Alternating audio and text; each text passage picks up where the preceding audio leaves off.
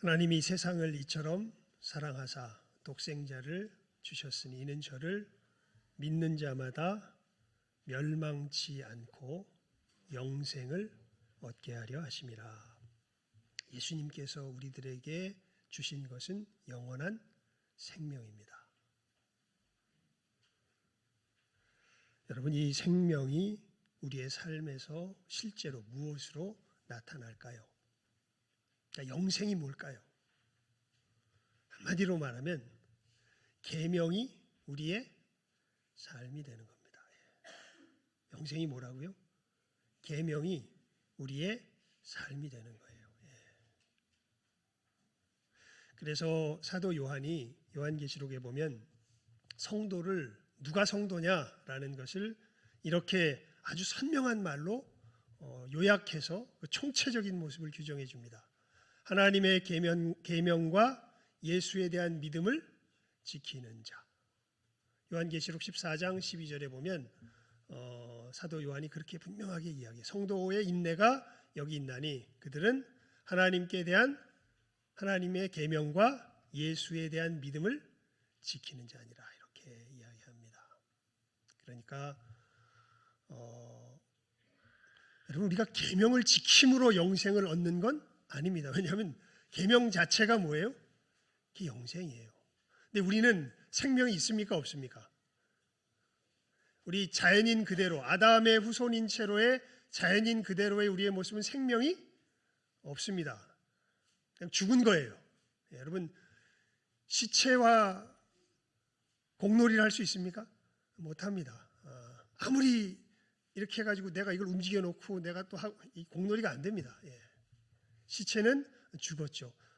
공놀이를 하려면 살아나야 됩니다. 마찬가지로 이 영적으로 우리는 하나님 앞에서 아담 안에서 이미 어떤 자예요? 죽어 있는 자들입니다. 하나님 그러셨잖아요. 네가 이 선악을 알게 하는 나무의 열매를 따먹는 날에는 정녕 죽으리라. 사실 그 이후에 아담의 모습은 영적으로 어떤 상태예요? 죽어 있는 상태입니다. 왜요? 그에게는 생명이라고 부를 수 있는 삶이 없습니다. 그 삶은 다른 것이 아니라 무엇이에요? 바로 이 십계명이 우리의 삶이 되는 것이 그것이 생명이죠. 그래서 여러분, 그걸 잘 아셔야 돼요. 생명이 뭐다? 어렵게 생각이 되면 추상적으로 그리지 말고 성경이 분명히 이야기합니다. 계명이 우리의 무엇이 된 것, 삶이 된 게 그게 뭐다? 그게 영생이다. 그게 생명이다라고 아시면 틀림없습니다. 그래서 뭐 요즘 이 세례 교육을 하기도 하지만 되게 보면 성도들이 사도신경은 외워요. 주기도문도 외워요. 왜냐하면 예배 시간에 자주 반복하거든요. 그런데 뭔 못 외워요? 십계명은 정작 못 외워요. 그래서 우리 정말 중요하기 때문에 이번에 특별한 기회를 우리가 삼아서 하나님의 이 계명을 다시 한번 묵상하는 시간을 갖고 있는 것이죠. 자, 십계명 1계명이 뭡니까? 너는 나 외에는 다른 신들을 내게 두지 말라. 2계명은요? 너를 위하여 새긴 우상을 만들지 말며 그것들에게 절하지 말고 그것들을 섬기지 말라. 3계명은요? 여호와의 이름을 망령되이 일컫지 말라. 4계명은요? 안식일을 기억하여 거룩히 지키라. 5계명? 내 부모를 공경하라. 6계명? 살인하지 말지니라. 7계명? 간음하지 말지니라. 8계명? 도적질하지 말지니라. 9계명? 내 이웃에 대하여 거짓 증거하지 말지니라. 10계명? 내 이웃의 집을 탐내지 말지니라. 이것이 우리의 삶이 된 게 그게 뭘 얻은 거예요? 그게 영생을 얻은 거예요. 다른 게 영생이 아닙니다. 왜냐하면 여러분, 우리는 지옥에 가도요 영원히 살아요. 지옥이 정말 두려운 건 죽지 않아서 두려운 거예요. 지옥에서 언제까지 살아요? 영원히 살아요. 천국에서도 영원히 삽니다. 성경은 어떻게 보면 너무 두렵고 놀라운 것을 이야기해요. 지옥 같은 삶, 에잇 뭐 해버리자. 끝내버리자. 근데 이제 최후의 날이 와서 주님 재림하시는 그때가 되면요, 우리는 끝내버릴 수가 없습니다. 우리는 어느 한 나라에 속하여서 영원한 삶을 거기서 살게 됩니다. 그것은 하나님께서 계시의 말씀으로 우리에게 알려주신 것이죠. 그때 천국의 삶이 어떤 삶이 되는 거예요? 이 영생이 되는 거죠. 이 계명의 삶이 되는 것이죠. 지옥의 삶은요, 이 계명이 다 뭐한 것이에요? 무너져 내린 것이죠. 지옥에서는 이 계명을 각자가 스스로 정하여서 살아가겠다고 몸부림치고 자기의 법을 상대방이 인정하지 않으면 어떻게 할까요? 전쟁하는 것이죠. 그러니까 여러분, 지옥은 누구의 정신으로 충만한 것입니까? 마귀의 정신으로 충만한 것이죠. 마귀의 정신의 핵심이 뭡니까? 내가 무엇이 되겠다? 하나님이 되겠다. 결국 피조물로서 하나님으로서의 노릇을, 하나님 노릇을 하는 그 유일한 영역이 어디냐면, 왜냐하면 마귀도 그건 알아요. 자기는 뭐가 아니에요? 창조자가 아니에요. 근데 하나님이 놀랍게도요, 이 이성적인 피조물에게는 뭘 주셨냐면 자기 자유 의지를 주셨습니다. 이 의지는 누구도 안 건드리세요. 하나님도 안 건드리세요. 그리고 마귀에게는요, 정말 어마어마한 능력도 하나님께서 주신 것을 우리가 성경을 통해서 보면 알 수 있습니다. 온 우주 만물을 통제하고 이게 다스리는 그 통로로서 누가 있냐 하면, 여러분 우리 그 요한계시록도 그렇고 성전을 그린 것도 보면은 하나님께서 하나님의 임재를 상징하는 언약궤 주변엔 늘 누가 있어요? 무슨 천사가 있습니까? 그룹 천사가 있죠. 그룹 천사가. 마귀는 이 그룹 천사의 뭐예요? 우두머리예요. 그러면서 성경을 우리들에게 가르쳐주는 성경의 교사들이 이구동성으로 이야기합니다. 이 그룹 천사는 다른 것이 아니라 천지를 주관하시는 하나님의 권능이다, 이렇게 이야기를 합니다. 그러니까 하나님께서 천지를 어떤 천사들을 통하여서 지금 주관하고 계세요. 이 그룹 천사들을 통하여서 주관하고 계시는 것이죠. 그러니까 어마어마한 권능의 존재입니다. 그런데 이 마귀가 타락해버린 거죠. 마귀의 정신으로. 그게 뭐라고요? 자기가 뭐가 되는 것? 하나님이 되는 것. 어느 영역에서요? 창조의 영역은 아니에요. 왜냐하면 그건 하나님의 유일한 영역이니까요. 선악의 영역에서 무엇이 선하고 무엇이 악한 것인가를 정하는 그 영역에서, 그 한 청년이, 부자 청년이죠, 예수님께 와서 질문하는 장면을 여러분들 기억하실 줄 압니다. 이렇게 예수님한테 와서 걱정하면서 근심하면서 물어보죠. 선한 선생님이여, 내가 무엇을 하여야 천국에 들어갈 수 있겠습니까? 그때 예수님께서 답을 말씀하시기 전에 이 말씀을 먼저 하세요. 네가 어찌하여 나를 선하다 하느냐? 선한 이는 오직 한 분뿐이시다. 그분이 선의 기준을 뭐라고 말씀하셨냐? 계명을 지켜라, 이렇게 말씀하십니다. 그러니까 예수님이 말씀하세요. 선한 분은 오직 누가 한 분뿐이시다. 하나님 한 분뿐이시다. 그런데 마귀의 유혹 속에서 우리가 선악과를 따먹고 우리 스스로 뭘 삼아요? 기준을 삼아서. 여러분, 그래서 예수님께서 바리새인들을 책망하실 때요, 왜 어떻게 책망하시냐면, 너희들은 하나님의 계명을 사람의 계명으로 어떻게 했다? 바꿨다. 이것을 가지고 책망하십니다. 고르반, 하나님께 드림이 되었다 하기만 하면 이걸 가지고 부모님을 섬길 필요가 없다. 여러분, 하나님이 5계명에 분명히 뭐라고 말씀하세요? 내 부모를 공경하라. 근데 우리가 이 부족한 물질을 가지고 살아가다 보니까 하나님께도 드려야 되겠고 부모도 섬겨야 되겠는데 이게 뭔가 우리 계산으로는 뭐가 안 맞아요. 그러면 그 상황을 놓고서 바리새인들이 어떤 한 규칙을 만들어냅니다. 이럴 때는 하나님께 드림이 되었다 하기만 하면 이거 가지고 누구 섬길 필요 없다. 네 부모 섬길 필요 없다. 여러분 차라리 우는 게 맞습니다. 하나님, 저 하나님도 섬기고 부모도 섬겨야 되는데, 공경해야 되는데 하나님 제가 지금 그럴 수가 없습니다. 하지만 이것이 하나님의 무엇입니다? 말씀입니다. 그 앞에 무릎 꿇는 것이, 그것이 이 하나님을 예배하는 사람들, 하나님의 성품을 가진 사람들의 모습이겠죠. 그런데 그 법조항을 교묘하게 그렇게 만들어 놓고서 하나님의 계명을 사람의 규칙으로 어떻게 해요? 바꿔버려요. 그런 일들이 무수하게 일어난 것이 유대교입니다. 그래서 예수님께서 그들을 아주 맹렬하게 비난하세요.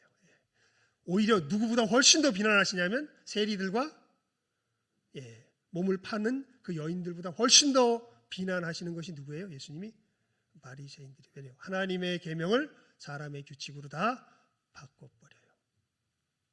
누가 하는 일입니까?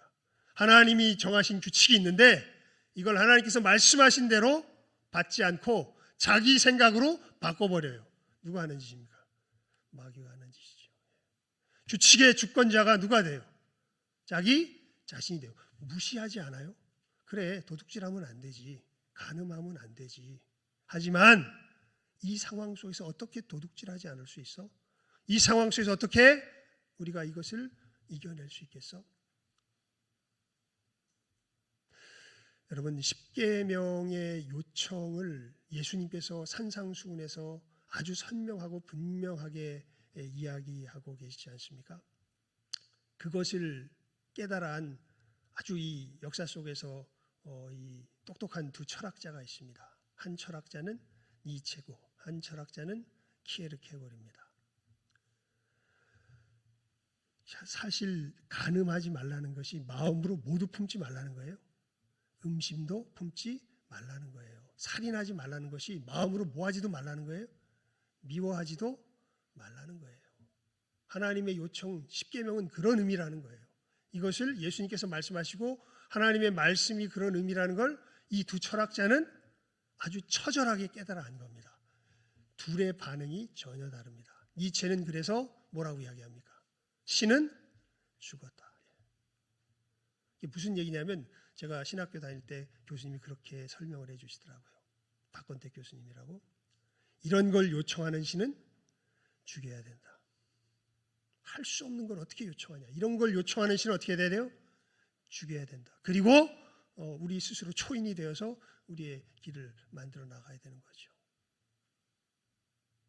무엇인가 그럴듯한 게 없는 건 아닌 것 같아요. 계명 속에. 하지만 말한 대로 지키는 건 우리에게 뭐예요? 불가능해요. 그래서 이런 걸 요청하는 신은 어떻게 해야 돼요? 죽여야 돼요. 그리고 신을 부정하지 않아요. 이런 걸 요청하는 신을 죽여야 된다 그래요. 키에르케고르는 뭐라고 이야기합니까? 그래서 우리는 누구 앞에 나가야 된다? 신 앞에 나가야 된다. 이렇게 할 수 없는 우리를 뭐 해달라고? 건져달라고, 구원해달라고. 누구 앞에 나가야 된다? 신 앞에 나가야 된다. 전혀 다른 이야기를 하죠. 이렇게 오늘 좀 앞에 서론이 좀 길었는데요. 여러분, 이 계명이 곧 뭐예요? 다시 우리 원래 이야기했던 그 이야기로 돌아옵시다. 계명이 곧 뭐예요? 우리의 생명입니다. 생명. 자, 그런 의미에서 우리가 이 1계명부터 4계명을 이제 조금 정리해서 이해할 필요가 있습니다. 왜냐하면 1계명부터 4계명 우리 외우긴 외워요. 근데 이것이 우리의 삶이라고 할 때 어떤 삶인지를 좀 더 우리가 잘 이해하면 하나님 앞에서 좀 더 분명한 삶의 걸음을 걸어갈 수 있겠죠. 근데 1계명부터 4계명은 제가 계속 이야기할 때부터 말씀드렸지만 어떤 맥락에서 우리에게 주어지냐면 예배의 맥락에서 주어집니다. 1계명은 예배의 대상이 누구라는 거예요? 하나님이라는 거예요. 2계명부터 4계명은 이 하나님을 어떻게 예배해 드려야 할지에 대한 이야기죠. 자, 그러면 우리가 이럴 이쯤 와서는 반드시 한번 물어봐야 됩니다. 도대체 예배가 뭘까? 여러분, 은혜를 주시옵소서. 은혜가 뭡니까? 은혜가 뭐죠? 자격 없는 자에게 베푸는 호의가 은혜죠. 그래서 은혜라고 할 때 이렇게 의미를 분명히 할 때 하나님 앞에 은혜를 구한다고 할 때 우리가 하나님 앞에서의 간구도 분명해집니다. 근데 이제 예배해라 그러는데 여러분 예배가 뭡니까? 이렇게 여러분들에게 물어보면 여러분 뭐라고 대답하시겠습니까? 예배가 뭐예요? 우리 저기 어린아이가 우리 이제 막 자라나는 아이들이 우리 자식들이 자녀들이 이제 하나님을 예배해야 돼. 우리가 가서 예배해야 돼. 그러면 물어볼 겁니다. 아마 어떤 아이들은 엄마, 아빠, 예배가 뭐예요? 뭐라고 대답하시겠습니까? 예배가 뭐예요? 예. 제가 옛날에 한번 참 제 대답이 기특해서 제 머릿속에 계속 남아 있는데 만약에 유치원 이제 다니는 아이가 물어본다고 합시다. 어떤 이야기가 소설책에 써 있다고 하는데 엄마, 아빠, 소설이 뭐예요? 이렇게 물어보면 여러분 뭐라고 대답해 주실랍니까? 소설이 뭐예요? 걔한테. 걔가 이해할 수 있게 알려줘야 될까요? 소설이 뭐라고 우리가 얘기해 줄 수 있을까요? 좀 생각해 봤어요. 소설을 뭐라고 알려줘야 되나? 유치원생 정도의 아이에게. 그래서 이렇게 얘기를 해주면 이해할 수 있을 것 같다는 생각이 들었습니다. 말로 하는 인형놀이야. 소설이 뭐예요? 그러면 걔가 이해할 수준에서 보면 이렇게 뭐는 할 줄 알아요. 인형놀이는 할 줄 알잖아요. 그러니까 이렇게 뭘로 하는 인형놀이? 말로 하는 인형놀이야. 그러면 아마 소설이라는 걸 좀 이해할까? 예, 그렇게 생각을 했던 적이 있습니다. 여러분 예배가 뭡니까? 예배. 이건 좀 약간 차원이 높아서 너무 쉽게는 이야기하기 쉽지는 않은 것 같습니다. 예배가 뭘까요? 거기에 대해서 성경에서 가장 분명한 말로 예배가 무엇인지에 대해서 이야기해주고 있는 성경 구절이 어딜까요? 그게 오늘 말씀입니다. 우리 12장 1절 다시 한번 읽어볼까요? 시작하면 읽습니다. 시작. 그러므로 형제들아 내가 하나님의 모든 자비하심으로 너희를 권하노니 너희 몸을 하나님이 기뻐하시는 거룩한 산 제물로 드리라. 이는 너희가 드릴 영적 예배니라. 이게 영적이라는 말이 로기코스라는 헬라 말인데요. 이게 영적이라는 의미가 1차적인 의미가 아니라 말이 되는 합당한 이 뜻이 1차적인 의미예요. 그래서 오늘 성경 설교 제목을 무슨 예배라고 적었어요? 제가 합당한 예배. 합당한 예배가 뭐다? 진짜 제대로 된 예배가 뭐다라고 지금 사도 바울이 이야기하고 있냐면 너희 몸을 하나님이 기뻐하시는 거룩한 산 제물로 드리는 게 그게 뭐다? 그게 합당한 예배다. 그러니까 예배가 뭐예요? 우리가 이렇게 물어보면 사도 바울이 이야기해 준 그것은 너희 몸을 하나님이 기뻐하시는 거룩한 산 제물로 드리는 게 그게 뭐예요? 너희 예배야. 이렇게 사도 바울이 이야기하고 있는 것이죠. 여러분 이 말씀을 들으면서 일단 그럼 우린 지금 뭐 하고 있는 거지? 우리 지금 이 시간 뭐 하고 있습니까? 예배하고 있는 건데 우리가 지금 드리고 있는 예배와 이 우리 몸을 하나님이 기뻐하시는 거룩한 산 제물로 드리라는 예배와 뭐가 이게 같아 보여요? 달라 보여요? 달라 보이죠 사실은. 이 얘기는 한마디로 말하면 삶이 곧 예배는 어디서 드려진다고 이야기하냐면 삶에서 드려진다고 이야기를 하고 있는 겁니다. 지금 이 얘기에 일단 우리가 먼저 눈치채야 될 그 맥락은요. 어떤 의식 속에서만 드려지는 게 아니라 이 의식도 하나의 삶의 일부니까요. 하지만 우리는 그냥 이것만 예배고 삶은 예배가 아니라고 생각하기가 쉬운데 사도 바울이 너무나 분명하게 이야기하는 거예요. 진짜 예배는 어디서 드려져요? 삶에서 드려져요. 삶에서. 우리의 삶의 현장에서. 어떻게 드려질까요? 삶의 현장에서. 그것이 어떤 모습일까? 제일 적당한 설명의 말을 찾다가 제가 이렇게 풀어서 한번 표현을 해보았습니다. 내게 생명을 주는 대상에게 드리는 피할 수 없는 간구. 우리는요 어떻게 살아가냐면요 내게 생명을 주시는 그 대상이라고 믿는 그 대상을 향해서 우리의 삶을 갈아 넣으면서 살아갑니다. 이건 피할 수가 없어요. 내가 이걸 왜 열심히 하고 저건 소홀히 여기고 내가 왜 이것에 집중하고 다른 것은 안 하냐면 이 대상이야말로 내게 무엇을 준다? 생명을 준다라고 여겨서 내 삶을 거기다 갈아 넣어요. 그래서 그 대상에게서 그 생명을 받아서 살아갑니다. 그게 우리의 삶입니다. 그래서 우리 아까 인사드렸죠. 뭐라고 인사했습니까? 우리는 예배. 그래서 이게 단순히 그냥 우리 하나님 예배 드리러 왔습니다. 이 얘기가 아니라 우리는 모든 삶이 사실은 현실로 말하면 뭐라는 거예요? 예배라는 거예요. 예배. 저는요, 가만히 보면 어떤 우상이 저한테 제일 틈타기 쉬운 우상이냐면요, 재미와 그 다음에 뭐라 그럴까요? 아는 것입니다. 저는 여기에 되게 약해요. 저는 오락에 엄청 약합니다. 그래서 내 삶의 대부분의 많은 부분을 나도 모르게 뭔가 하고 있는 걸 보면 뭘 쫓느라고 내 삶을 드리고 있을까요? 오락을 쫓느라고 드리고 있을 때가 많아요. 어떤 사람은요, 권력을 갖는데 굉장한 욕구를 가지고 살아가는 사람들이 있습니다. 이 사람은 도대체 왜 살아가나 보면 뭘 움켜쥐기 위해서 살아갈까요? 권력을 움켜쥐기 위해서 살아갑니다. 그래서 자기의 삶을 어디에다 다 쏟아 갈아 넣어요? 권력을 쥐려고 하는데 쏟아 갈아 넣어요.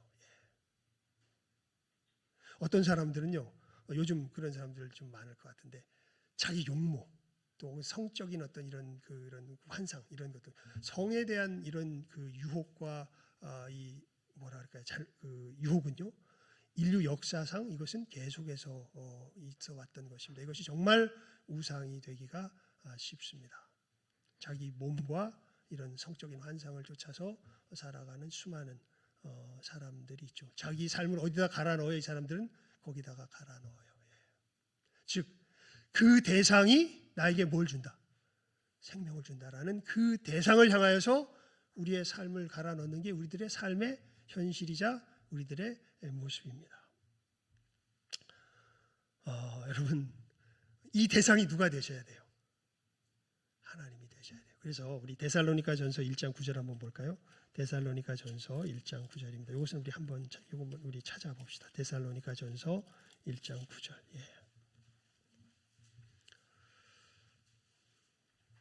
데살로니가전서 1장 9절입니다. 데살로니가전서 1장 9절 말씀. 사도 바울이 데살로니가 성도들에게 하는 말씀 중에 나오는 부분인데요. 함께 읽어봅니다. 데살로니가전서 1장 9절입니다. 시작하면 읽어봅시다. 시작.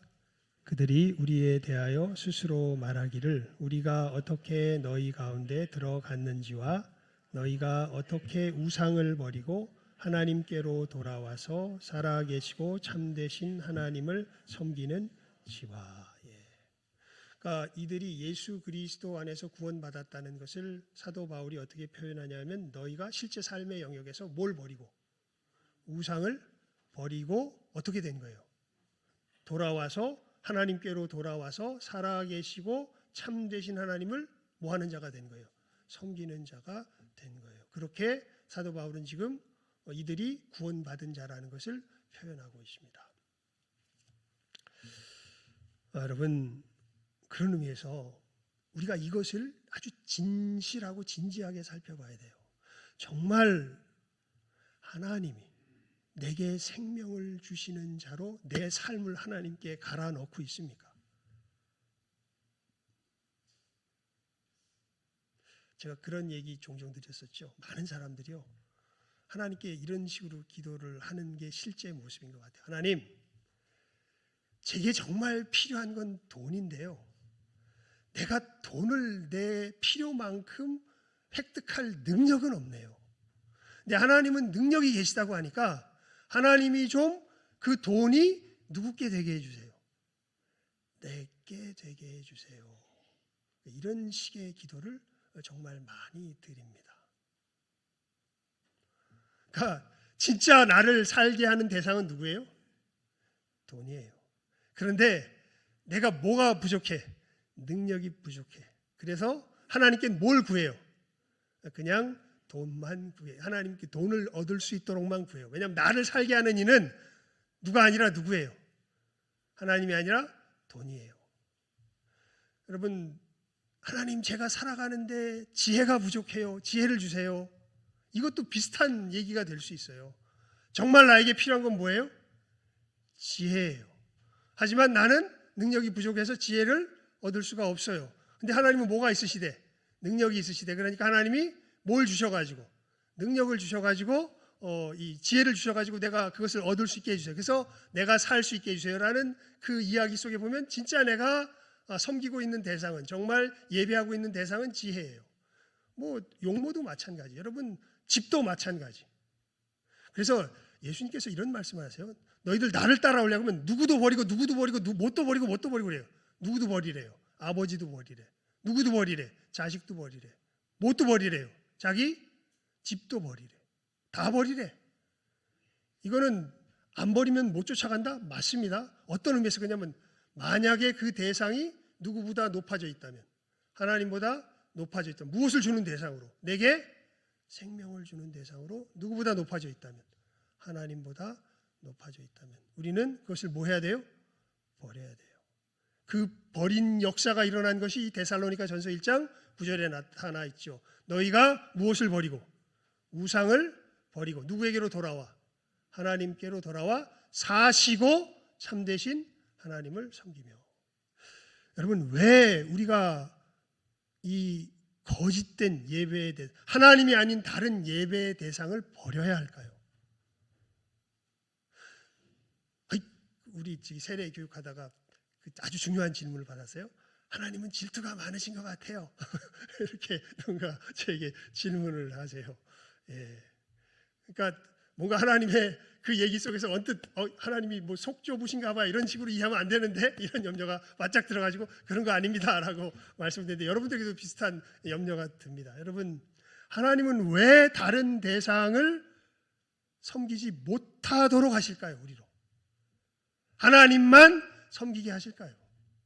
왜 그러냐면요, 우리는, 그래서 제가 시편 135편에 있는 말씀을 읽어드렸어요. 우리 지난주에도 읽었어요. 우리는요, 우리가 진실하게 섬기는 그 대상을 담게 돼 있어요. 만약 여러분이 돈을 섬기잖아요. 그럼 여러분은요, 뭘 담게 될까요? 돈을 담게 됩니다. 우리는 우리가 섬기는 대상을 담게 돼 있습니다. 그래서 우리가 누구를 섬길 때, 하나님을 섬길 때 누구를 닮아요? 하나님을 닮아요. 그래서 하나님께서 우리로 다른 신을 뭐하지 못하게, 섬기지 못하게. 왜냐하면 천국은 어찌 보면 세상에서 가장 좁은 곳입니다. 천국은요, 누구 닮은 사람만 들어갈 수 있는 곳이에요. 하나님 닮은 사람만 들어갈 수 있는 곳이에요. 마귀 닮은 사람은 못 가요. 그 점에서 리차드 범브란트가 그런 얘기를 했어요. 천국은 세상에서 가장 넓은 곳이 아니라 어떤 곳이다? 좁은 곳이다. 왜냐하면 거기는 하나님 닮은 사람만 갈 수 있는 곳이기 때문에 그렇다. 여러분, 이렇게 이 하나님을 섬기며 나아가게 될 때, 하나님을 예배하며 하나님이 내 생명의 유일한 원천이심을 고백하며 나아가게 될 때요, 우리들 속에서 철저하게 부서지면서 내려앉는 영역들이 있습니다. 그게 뭐냐면 선악에 대한 주권이에요. 이게 우리의 타락과 연결되어 있죠. 여러분, 우리가 왜 타락합니까? 이 선악에 대한 주권을 누구에게 있는 것을 누가 가져감으로? 하나님께 있는 것을 누가 가져감으로? 내가 가져감으로 우리가 타락하죠. 우리가 예수 그리스도 안에서 변화되면요, 정말 자발적인 마음으로, 정말 기뻐하는 마음으로 이 선악의 주권을 누구에게 드릴 줄 아는 거예요. 하나님께 드릴 줄 아는 거예요. 우리 이따 찬송 부를 거예요. 이 눈에 아무 증거 아니 배어도, 이 귀에 아무 소리 아니 들려도. 미치고 발작 뛸 노릇이죠. 좀 뭐가 눈에 확 보이고 뭐가 확 느껴지고 해야 뭔가 살맛이 날 건데, 이 타락한 이 선악의 주권을 하나님께로부터 뺏어가서 우리 타락한 이 옛 습관 속에서는요, 하나님의 선과 악에 대한 그 기준이 눈에도 안 보이고 귀에도 잘 안 들려요. 뭐가 명확하게, 뭐라 그럴까요? 명확하게는 다가와요. 하지만 내 삶을 감동시키는 어떤 큰 감동의 물결로는 안 다가와요. 따라가야 된다는 건 알겠는데 그게 되려면 내 자신이 갈아지고 부서지고 없어져야 돼요. 그래서 오늘 우리 예배 시작할 때 주님께서 하신 말씀을 선포하였죠. 아무든지 나를 따라오려거든 자기를 뭐하고 부인하고 날마다 뭘 지고 제 십자가. 예수님의 십자가는 예수만 질 수 있어요. 오늘 불렀던 찬송 중에 조금 덜컥했던 부분이 있는데 주님의 십자가 나도 주님의 십자가 우리가 지는 거 아닙니다. 주님의 십자가는 누구만 지세요? 주님만 지세요. 예수님 그러시죠. 누구의 십자가를 져라 너희는? 내 십자가가 있어요. 내 십자가. 내 십자가는 다른 것이 아니라 사실은 자기 부인이 우리의 삶 가운데 그대로 부딪혀 들어오는 것이 바로 이 십자가의 사실은 실체의 모습입니다. 여러분 어떤 길로 가야 하나요? 내가 보기엔 이 길이 선한데 하나님께서 저 길이래요. 어떤 길이 악한 길인가요? 내가 보기에는 하나님께서 말씀하시는 길이 악한 길 같은데 그것이 선한 길이라고 말씀하세요. 그때 우리들 속에 뭐가 필요해요? 자기 부인이 필요해요. 그래서 지금 말씀하신 거예요. 아무든지 나를 따라오려거든 자기를 뭐하고 부인하고 제 십자가를 지고 나를 쫓을 것이니라. 나를 위하여 자기 목숨을 버리는 자는 얻을 것이요. 자기 목숨을 취하는 자는 어떻게 된다고요? 잃을 것이라고 주님께서 말씀하고 계신 것이지요. 여러분 오늘 뭐 다른 것 이전에 이 사실을 마음속에 확실히 새기시면 말씀을 제대로 듣는 겁니다. 우리의 삶의 자리가 무슨 자리다? 예배의 자리다. 나는 내 삶 속에서 누가 진정한 나의 하나님인지를 뭐하면서 살아가고 있다? 예배하며 살아가고 있다. 내가 내 삶을 갈아놓고 있는 그 대상, 내가 얻기 위하여 삶을 갈아놓고 있는 그 대상이야말로 나의 진정한 예배의 대상이다. 나는 누구를 얻기 위해서, 무엇을 얻기 위하여서, 누구를 얻기 위하여서 내 삶을 갈아놓고 있는가? 여러분 잘 한번 여러분 자신을 살펴보실 수 있길 바랍니다. 하나님을 말하지만 돈을 말하는 건지, 열심히 예배 나오지만 사업의 형통함을 원하는 건지. 여러분 사람의 제일 긴 목적이 뭐예요? 하나님을 영화롭게 하고 영원토록 그를 즐거워하는 것인데 거기서 삐뚤어져 있는 우리들이라면 우리는 이미 누구를 예배하고 있는 게 아니에요. 하나님을 예배하고 있는 게 아닌 거죠. 그래서 누가 오신 거예요? 예수님이 오셨고 제가 늘 여러분의 귀에 외워드리는 말씀, 들리는 말씀, 그의 죽으심은 죄에 대하여 단번에 죽으시며 그의 살으심은 하나님께 대하여 살으심이니 이와 같이 너희도 너희 자신을 그리스도 예수 안에서 죄에 대하여는 죽은 자요 하나님께 대하여는 산 자로 여길지어다. 우리 싸움은 다른 싸움 아닙니다. 우리들 삶의 현장에 부딪히다 보면 그래서 자기 부인이 필요한 거예요. 현장에 부딪히다 보면 우리는 어느 틈엔가 돈을 향하여 가고 있고 이렇게 말하는 저도 어느 틈엔가 오락을 향하여 가고 있고 어느 틈엔가 엉뚱한 것을 향하여 가고 있는 게 뭐예요? 우리 자신의 모습입니다. 근데 우리는 실망하지 않아요. 이 모든 죄를 누가 감당하시고 예수 그리스도께서 감당하시고 우리를 어떻게 하셨어요? 새롭게 하셨습니다. 그래서 우리는 이 못난 모습 가지고 실망하지 않고 누구 앞에 나아가요? 예수 앞에 나아가요. 예수의 이름을 부릅니다. 예수님 나를 도와주십시오. 나를 붙들어 주십시오. 나를 건져 주십시오. 그러면 어떤 일이 벌어질까요? 예수님께서 임하세요. 그래서 우리로 그 순간에 누구를 섬기며 나아갈 수 있도록 하나님을 섬기며 예배하며 나아갈 수 있도록 우리를 힘주시고 능하게 하십니다. 한 구절만 더 봅시다. 히브리서 9장 14절. 히브리서 9장 14절입니다. 히브리서 9장 14절. 다 우리 함께 이것은 정말 많이 히브리서 9장 14절 말씀입니다. 시작하면 읽습니다. 361면에 있습니다. 신약성경 시작하면 함께 읽어봅시다. 시작. 하물며 영원하신 성령으로 말미암아 흠없는 자기를 하나님께 드린 그리스도의 피가 어찌 너희 양심을 죽은 행실에서 깨끗하게 하고 살아계신 하나님을 섬기게 하지 못하겠느냐. 아멘. 우리가 이 자리에 나오는 건 보혈의 능력을 힘입기 위해서 나오는 거예요. 보혈의 능력은 다른 능력이 아니라 우리 양심을 어디에서 깨끗하게 하고 죽은 행실에서 깨끗하게 하고 누구를 섬기게 하는, 살아계신 하나님을 섬기게 하는 그 능력인 것을 선포하고 있는 것이죠. 여러분, 우리가 하나님 섬길 수 있을까요? 없을까요? 우리 삶 속에서 예수 안에서 섬길 수 있습니다. 아멘. 그래서 우리는 누구의 이름을 부르기 위해서 나온 거예요? 이 시간에 예수의 이름을 부르기 위해서 나온 겁니다. 그리고 이렇게 예수 안에서 하나님을 섬기는 삶의 길을 걸어갈 때 이것이 세상에 뭐가 될까요? 빛과 소금이 되는 겁니다. 그러면 세상 사람들이 알게 돼요. 아! 천국은 있구나. 저게 뭐구나? 천국이구나. 나는 저기에 비하면 내가 사는 삶이 지옥이구나. 그 다음에 이제 선택하게 되겠죠. 정말 잃어버린 영혼들은 그 모습을 보고 주님 앞으로 돌아오는 회개의 역사가 일어날 것이고, 강팍한 영혼들은 어쩔 수 없지요. 정말 안타까운데 그들은 결국 천국의 모습을 보며 나는 지옥에 속한 존재다라고 지옥을 향하여 나아가게 될 것입니다. 우리는 모두에게 복음을 전하지만 이건 참 우리는 안타까움을 가질 수 있을 뿐이지 우리 마음대로 지옥 갈 사람을 천국 가게는 못합니다. 우리는 안타까움으로 뭐 할 수 있을 뿐이에요? 증거할 수 있을 뿐입니다.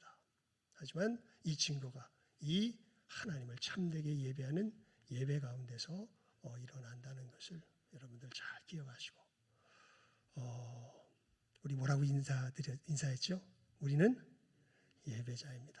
하나님을 예배하는 예배자로서 우리의 삶의 걸음을 분명하게 예수 안에서 확실하게 걸어가실 수 있는 이 시간 함께하는 우리 모든 귀한 영혼들 다 될 수 있기를 주님의 이름으로 축원을 드립니다.